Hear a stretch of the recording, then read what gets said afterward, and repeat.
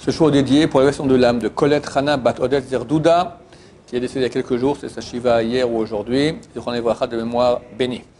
On pose la question ici, comment comprendre que le premier homme qui était à l'image de Dieu, le Talmud dit que le talon du premier homme était plus lumineux que le soleil.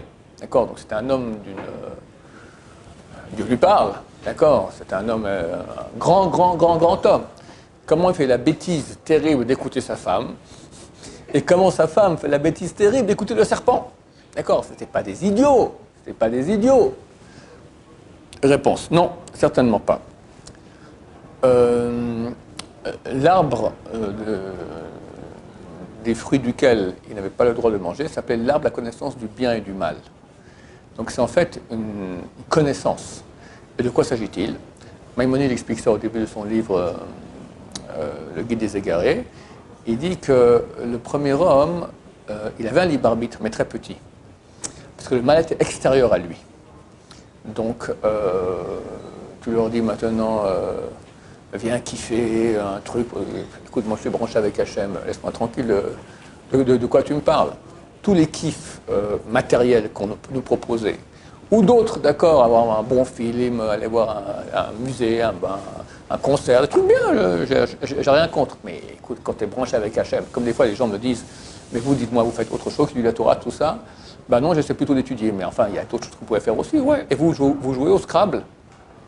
Non, pas tellement. Mais pourquoi vous devez un peu jouer au Scrabble comme ça? Il faut savoir jouer à tous les jeux, d'accord? Et quand tu as quelque chose qui te passionne, et tu aimes ça, et tu sens que c'est ta vie, ça te grandit, pourquoi aller faire autre chose aussi qui est moins intéressant? Donc le premier homme était branché avec Hachem.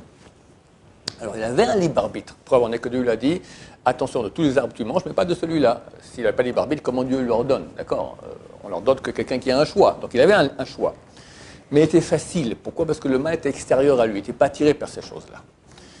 Quand vient le serpent, c'est les forces du mal qui sont, comme dit le Ben Ishraï, la Kabbalah, que le Zohar Kadosh, que les forces du mal se sont incarnées dans le serpent. Et il vient, c'est pas un serpent comme aujourd'hui, parce qu'il avait la malédiction. Donc il avait des jambes, le serpent, il était un animal comme un autre, il était des jambes. Pas animal, il avait l'allure humaine. Chava, elle a cru que c'était son mari. C'est pas n'importe quoi, c'était un beau monsieur, d'accord, le serpent. Et il propose de manger du fruit de la connaissance du bien et du mal. Comment ils ont fait cette bêtise? Ils se sont dit, bah oui, on va y gagner. Pourquoi? Parce qu'aujourd'hui, quand je respecte la parole de Dieu, qu'est-ce que je gagne? J'ai un choix, mais le choix, il est petit. Donc, quand j'ai une tentation de faire le mal, il avait une tentation, mais très petite, comme je dis, rien de rien. Quand il vainc cette tentation, il a un mérite. Combien? 1 millimètre. Il dit, je vais ingurgiter le fruit de la connaissance du bien et du mal, comme ça le mal sera intérieur à moi. Là, ça va être beaucoup plus dur de le vaincre, parce que j'ai des pulsions extrêmement fortes. Bien que mon esprit me dit, quand quelqu'un va faire un péché, c'est connu, il y a une histoire dans le Talmud, il y avait un rabbin qui était un très très grand sadique, Shimon Hassida, Shimon le Hassid, le pieux.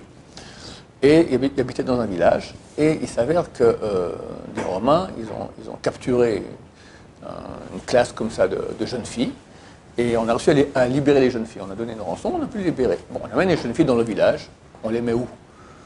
T'as les garçons de la yeshiva qui tournent dans le coin, là-bas. C'est dangereux. Alors on va mettre chez Rav Shimon Hassida, dans le grenier. On les met tous dans le grenier, comme ça. Il y avait une lucarne comme ça, l'échelle, on enlève l'échelle, et comme ça, elles sont là-haut, lui, il est en bas, celui qui passe, il intercepte, et terminé. Bon, elles sont en sécurité. Rav Shimon Hassida se lève au milieu de la nuit. Il met l'échelle. Allez voir les jeunes filles. Lui. Il monte une marche. Il monte 2 marches. Je me dis, mais je suis complètement idiot. Qu'est-ce que je suis en train de faire? Je vais faire une avéra, moi? Je vais faire un péché? Allez, descends. Il dit ça, allez, descends. Il monte encore une 3e marche. Mais t'es un crétin fini, arrête. Il monte une 4e marche. Vous ne connaissez pas ça? Le Yetzer Hara, il t'attaque. Et toi, tu dis, je suis en train de me faire attaquer. Je suis idiot. Je vais me faire avoir. Je suis en train de faire un péché. Et t'avances. Tu dis, mais arrête. Et t'avances. Et t'arrêtes. Tous les gens qui ont des problèmes avec la pornographie, d'accord? Combien de gens ils ont leur ordinateur, etc. Il ne veut pas aller voir, mais il veut pas, mais ça va quand même, d'accord? Arrête. Alors attends, c'est exactement ce qui se passe. Donc, il dit arrête. À la fin, il sent qu'il est en train de tomber dans le panneau. Il hurle au feu, au feu, au feu. Tout le village arrive, on le voit là, en pyjama, en train de monter Ses élus lui ont dit, mais tu es Archouma, tu nous as fait une honte, on a honte. Notre rabbin, t'imagines Rav Shaya, maintenant, on l'a vu dans un coin, c'est l'Archouma, là. D'accord? Elle lui était 1000 fois plus que Rav Shaya, d'accord? 10 000 fois plus. L'Archouma, il leur a dit, je préfère avoir honte dans ce monde, vous faire honte, que vous faire honte dans le monde de vérité. Ici, ça passe. On parlera sur Internet, 1 semaine, 2 semaines, 3 semaines, on mettra même ça dans le Talmud, mais ça passe, le monde de vérité pour toujours. Là-bas, vous arrivez, quand je suis un grand sadique, vous arrivez là-bas, vous voyez que je suis une grande ordure, la honte! D'accord? Pourquoi je vous raconte cela? Comment je suis arrivé à cela? Le premier homme, donc il s'est dit, si je ne goûte pas du fruit de la connaissance du bien et du mal, je vais vaincre le Yetzirah facilement. Donc j'aurai du mérite. Mais petit, moi je veux un grand mérite. C'est écrit dans le Talmud, le Fumsara grade. Après l'effort, ainsi le mérite. Là, c'est un effort qui est facile. Je vais prendre le fruit de la connaissance du bien et du mal. Comme ça, j'aurai un Yetzirah qui est intérieur, qui va me pousser à faire des bêtises. Ce sera très très dur pour moi. Et nous tous savons à quel point c'est dur de le maîtriser. Mais si on va réussir, on va gagner beaucoup plus. On sera énorme. C'est ça le calcul qu'il a fait. Mais pourquoi c'était pas bien? Ça a l'air bien comme idée. Parce qu'il lui a dit que non. Tu es plus malin que moi, tu veux faire le malin? Je t'ai dit que non. Qu'est-ce que tu commences à discuter? Je t'ai dit que non. Ne fais pas des calculs. Comme il a fait le roi Salomon. Le roi Salomon, il s'est marié avec, il a eu 700 concubines et 300 femmes. La Torah dit qu'un roi d'Israël n'a pas le droit d'avoir beaucoup de femmes. D'accord? Et lui, c'est marqué, il y a 2 mitzvot dans la Torah, c'est marqué le pourquoi. Et beaucoup de femmes, elles vont lui tourner la tête. Et un roi n'a pas le droit d'avoir beaucoup de chevaux parce qu'il va ramener les Juifs en terre d'Égypte. Pour ramener les beaux chevaux, les étalons, ils viennent d'Égypte. Et on n'a pas le droit de repartir en Égypte. Le roi Salomon a dit, je vais faire ces 2 choses-là. Et moi, je ne vais pas tomber dans le panneau. Ni ils vont me tourner la tête, ni je ramener les Juifs en Égypte. Il a fait ça. Beaucoup de chevaux, et beaucoup de femmes, et beaucoup de chevaux. Et tombé dans le panneau. Elles lui ont tourné la tête. Et ont envoyé de nouveau les Juifs en Égypte. C'est pour ça que la Torah, très souvent, ne donne pas la raison de la mitzvah. Pour pas que les gens disent, ah, si c'est ça, donc je peux m'arranger aussi. Il est tombé dans le panneau. Mais qu'est-ce qu'il voulait? Pourquoi il s'est marié avec beaucoup de femmes? Quoi? Parce que pour kiffer avec 1000 femmes, il faut y aller, hein? Non, il s'est dit, je vais maintenant, en ayant des relations avec elles, je vais prendre les étincelles de sainteté et faire leur tikkun. Très grande réparation des étincelles de sainteté. Comme a fait aussi Shabtai Tzvi. Shabtai Tzvi, c'est un des seuls hommes sur qui on peut dire marchement que son nom soit effacé. D'accord? C'était un faux messie qui vivait il y a 400 ans. Et il a dit qu'il était le messie. D'accord? Et c'est un très grand kabbaliste, très grand sage d'Israël. Il est tombé dans le panneau. D'accord? Et il a fait beaucoup de bêtises. Et pour finir, il se convertit. Il est à Istanbul. Là-bas, toute la communauté a dit, le Mashiach, le sultan l'a pris, écoute mon cher ami, ou tu te convertis à l'islam, ou je te coupe la tête. Bon, ok, il s'est converti à l'islam. Mais on peut. Et le libre arbitre, c'est le premier homme qui est tombé dans le panneau. Le premier homme, Korach, dans la Torah, Korach, c'est qui Korach? Tu sais quoi Korach? T'as Moshe et Aaron, après en qualité, en grandeur, en tout, c'est Korach. Il est tombé dans le panneau. Yoram ben Nabat. Yoram ben Nabat, c'était le roi Salomon, il est décédé, son fils, Rechavam, devait le succéder. Il y a un certain Yoram ben Nabat qui était le plus grand sage génération. C'est marqué, le Talmud dit que tous les sages générations par rapport à lui étaient comme les klipat hashum, comme l'écorce de l'ail. Rien. C'est un gaon extraordinaire, un génie. Et il a dit, le fils du roi Salomon n'a pas été intelligent au niveau tactique, politique. Il dit, ok, allez, nous, on se sépare de vous, on fait notre État à nous d'Israël. Il y a un schisme, d'accord, un État de 10 États d'Israël, et aussi il y avait l'État de Yehuda.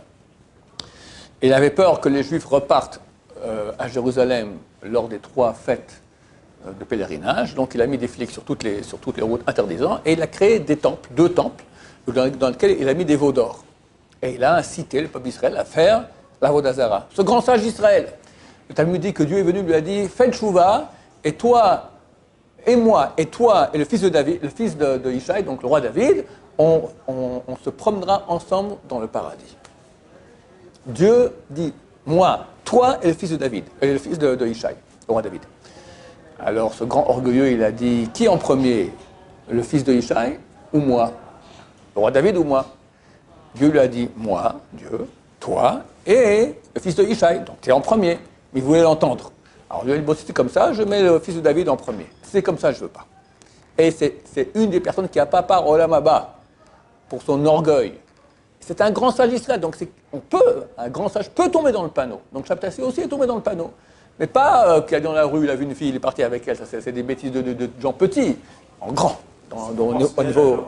au au niveau de la Kabbalah, tout ça, on touche comme Acher, le Rav de Rabbi Meir, c'était un grand sage d'Israël. Lui aussi, il est parti dans les mondes supérieurs, il a vu un truc là-bas, il n'a pas compris ce qui se passait, et il a commencé à plus croire à rien du tout, d'accord? Acher, il a quitté la Torah, d'accord? Et Rabbi Meir le suivait Shabbat, il allait à cheval Shabbat, c'est interdit, et Rabbi Meir le suivait pour écouter sa Torah. Et lui disait, bon voilà, on est arrivé au Troum là, il y a 960 mètres qu'on peut quitter la ville, arrête-toi, et lui continue comme ça. Quand il est mort, raconte le Talmud dans le traité Chagiga, alors dans le ciel ils ont dit, qu'est-ce qu'on fait avec lui? Le mettre en enfer, on ne peut pas, il a tellement de Torah. La Torah, c'est fait une bulle autour de toi qui te protège. Au paradis, on ne peut pas, c'est un rachat, d'accord? Un mécréant, et l'on sait comme ça. Rabbi Meir a dit, quand je meurs, je vais le faire aller en enfer pour qu'il qu'il paye pure sa peine, et comme ça il pourra monter après. On dit qu'on a vu de la fumée sortir de son tombeau. Pas vraiment, c'est de façon, les gens qui peuvent voir, ils voyaient, d'accord? Ils ont vu de la fumée sortir du tombeau. Rabbi Yochanan, il vivait au moins 150 ans plus tard. Rabbi Yochanan, il dit, assez malin, que l'élève il va brûler son maître, il met son maître en enfer. Moi, quand je vais mourir, je vais sortir de l'enfer. Et Rabbi Yochanan est décédé, et tout à coup, à ce moment-là, la fumée a arrêté de sortir du tombeau et il a pu sortir. Et donc, rentrer au paradis. Donc, ça se peut qu'il y ait des grands qui peuvent aussi pécher. Ils ont un libre arbitre, d'accord? Mais ils ne pêchent pas par des pulsions bestiales, bébêtes, d'accord? Ils pêchent très très haut. Dans les mondes supérieurs, là, ils ont été attrapés par des trucs, voilà. Donc, Adam Rishon, le premier homme, il a voulu agrandir sa marge de manœuvre pour avoir plus de mérite. En fonction de l'effort, c'est ça ce que tu gagnes. Si tu as peu de libre arbitre, tu es peu. Quand tu as beaucoup de libre arbitre, tu es beaucoup. Et quand on parle d'être en faisant les mitzvot, tu es d'amplitude divine. Tu deviens Dieu. Donc je veux être un grand Dieu, pas un petit Dieu. Pourquoi il avait tort? Parce que Dieu lui a dit non. Preuve en est que c'est bientôt 6000 ans qu'on est en train de galérer à cause de ce péché originel, d'accord? Ras-le-bol, tu vois que le bon n'y va plus du tout. On espère arriver à la fin avant un mois, Bezrat Hashem. Mais qu'est-ce qu'on a sué, qu'est-ce qu'on a souffert pour ça? Donc c'est clair que c'est... Et on suit encore, oui. Baruch Adonai, l'olam, amen va amen.